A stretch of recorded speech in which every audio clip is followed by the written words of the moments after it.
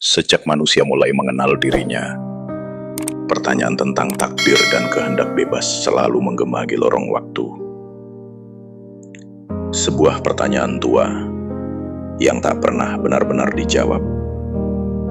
Ia hanya bergema, berputar, dan lahir kembali di kepala setiap generasi.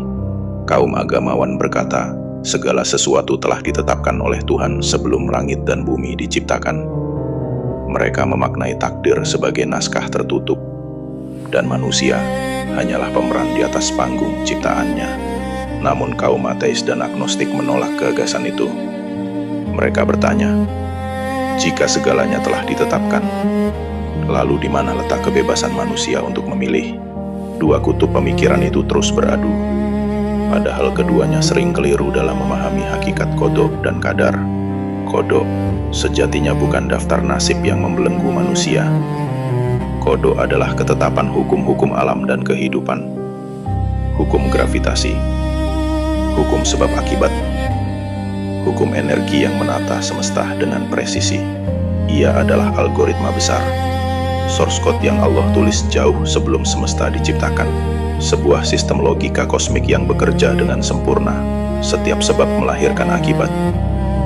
Setiap tindakan manusia memicu konsekuensi dalam jaringan hukum ciptaannya. Dan di sanalah masuk kehendak bebas manusia.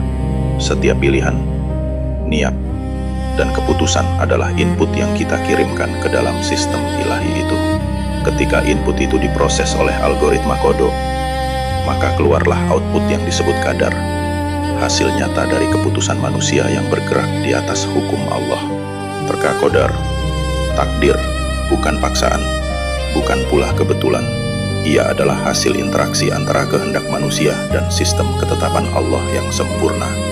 Manusia tidak diperbudak oleh takdir, dan Tuhan tidak menciptakan dunia tanpa hukum.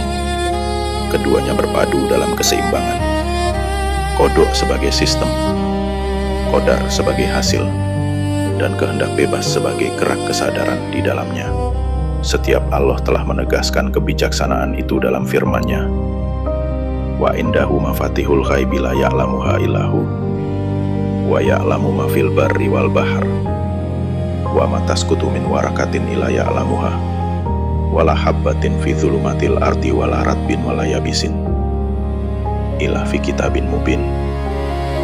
Dan di sisinya kunci-kunci semua yang gaib. Tidak ada yang mengetahuinya selain Dia. Dia mengetahui apa yang ada di darat dan di laut. Tidak ada sehelai daun pun yang gugur, melainkan Dia mengetahuinya. Tidak pula sebutir biji pun di kegelapan bumi. Tidak pula yang basah atau yang kering, melainkan semuanya tertulis dalam kitab yang nyata. Lauhul Mahfuz mengetahuinya. Quran Surat Al-An'am 59. Ayat ini menjadi puncak pemahaman bahwa bahkan daun yang gugur pun memiliki tempat dalam rencananya. Bahwa takdir bukan tentang kehilangan kendali, melainkan tentang keteraturan kebijaksanaan Tuhan yang memberi ruang bagi manusia untuk memilih, berbuat, dan belajar. Karena sesungguhnya qada adalah sistem algoritmik ilahi. Kehendak bebas manusia adalah input kesadaran. Dan takdir adalah output dari keputusan manusia yang telah diproses oleh algoritma kebijaksanaan Tuhan. Dan disitulah manusia tidak sekedar hidup di bawah takdir, tetapi hidup di dalamnya, sebagai bagian dari kehendaknya yang sadar. Kepada kalian yang mencari kebenaran di luar tembok dogma, yang mempertanyakan Tuhan bukan karena benci, tapi karena ingin mengenalnya dengan cara yang jujur, ketahuilah bahwa pencarian kalian pun bagian dari qada itu sendiri. Setiap keraguan, setiap pertanyaan, setiap percikan logika adalah input kesadaran yang sedang bekerja di dalam algoritma kebijaksanaan Tuhan. Ia tidak menolak akal, karena akal adalah salah satu bahasa yang Ia ciptakan agar manusia mengenalinya melalui berpikir. Mungkin kalian belum percaya pada Tuhan sebagaimana kami mengenalnya. Namun selama kalian masih mencari kebenaran, kalian sedang berjalan di jalur yang Ia siapkan. Karena bahkan keraguan pun adalah bagian dari proses menuju cahaya.